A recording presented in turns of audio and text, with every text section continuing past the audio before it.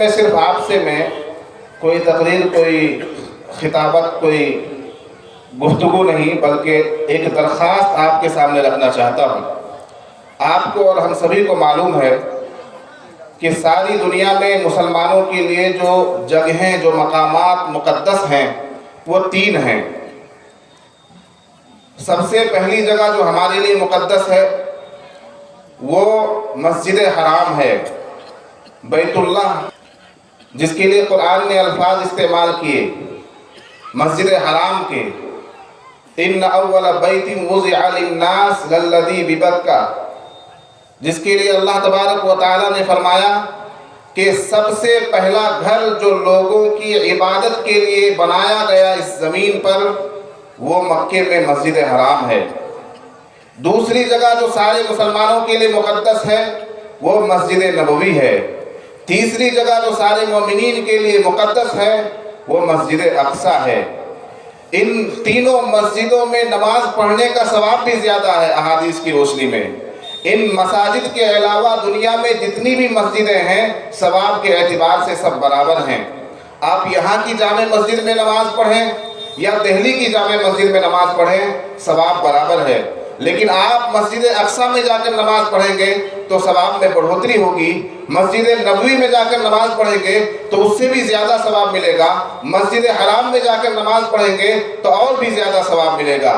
میں اس تمہید کے تحت یہ بتانا چاہ رہا ہوں کہ جو ہماری تیسری مقدس جگہ ہے مسجد اقصی اور بیت المقدس، جس سے ہماری عقیدت جڑی ہوئی ہے اور ساری دنیا کے مسلمانوں کی عقیدت و محبت کا وہ مرکز ہے، اور بے شمار انبیاء کرام علیہم السلام کا وہ گہوارہ ہے، جہاں انبیاء کرام علیہم السلام تشریف لائے، آج اس بیت المقدس کو اور اس مسجد اقصی کو اور اس پاکیزہ سرزمین کو کچھ ناپاک لوگوں نے قبضے میں لے لیا ہے۔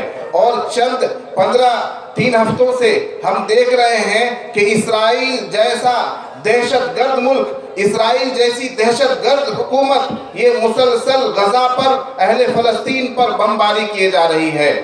تو ہمیں اور آپ کو کیا کرنا چاہیے یہ تو ہم سبھی کو معلوم ہے، اور ہمارا دل اس سے تڑپ رہا ہے۔ ہمارے سامنے بچوں کی تصویریں آ رہی ہیں اور وہاں کے حادثات آ رہے ہیں۔ میں مختصراً آپ کو صرف یہ عرض کرنا چاہتا ہوں کہ اسرائیل کی حکومت دہشت گرد حکومت ہے، یہ ہمیں اور آپ کو یاد رکھنا چاہیے۔ ہم اپنے کرنے کے صرف 2 کام کر سکتے ہیں۔ پہلا کام تو ہم یہ کریں کہ ان مظلومین کے لیے، فلسطین کے مظلوموں کے لیے، شہیدوں کے لیے، بچوں کے لیے، اہل غزہ کے لیے ہم صبح شام دعا کریں، ہر نماز کے بعد دعا کریں، تسبیح پڑھ کے اور نماز پڑھ کر اور قرآن پڑھ کر تلاوت کر کے اللہ کو یاد کر کے ہم خلوص دل کے ساتھ ان مظلوموں کے لیے دعا کریں گے انشاءاللہ۔ دوسرا کام ہمیں یہ کرنا ہے کہ جو اسرائیل کے پروڈکٹس ہیں، اسرائیل کی جو مصنوعات ہیں، اسرائیل کی کمپنیوں کے جو پروڈکٹس ہیں، ان پروڈکٹس کا ہمیں بائیکاٹ کرنا ہوگا پورے زور سے۔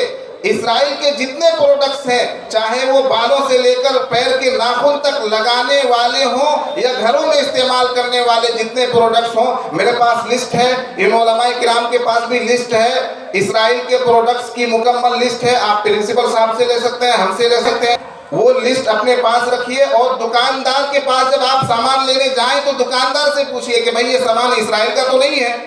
اسرائیل کا اگر ہے تو اس سامان کو مت لیجئے۔ ہر سامان کا ایک متبادل ہے، ہر سامان کا ایک الٹرنیٹ سامان ہے، اس سامان کو آپ استعمال کیجئے۔ بس یہی درخواست اور یہی گزارش میں آپ کے سامنے کر رہا ہوں، اس لیے کہ جو سامان ہم خریدتے ہیں اسرائیل کا، اس سامان کے ذریعے اسرائیل کی معیشت مضبوط ہوتی ہے، وہ کاروباری طور پر مضبوط ہوتا ہے، اور اس پیسے کے ذریعے وہ ہمارے مسلم بھائی بہنوں پر بم برسا رہا ہے۔ یہ کتنی افسوسناک بات ہے۔ تو جب بھی ہم کوئی اسرائیل کا سامان خریدنے جائیں تو ہمارے دل میں یہ بات ہونی چاہیے کہ اس سامان کو بیچ کر اسرائیل ہمارے ماں بہنوں کو مار رہا ہے، شہید کر رہا ہے، اور یہ بات جب ہمارے ذہن میں ہوگی تو ہم اسرائیل کے پروڈکٹس کو نہیں خریدیں گے انشاءاللہ۔ اللہ تعالیٰ میں کہنے سننے سے زیادہ عمل کی توفیق مرحمت فرمائے۔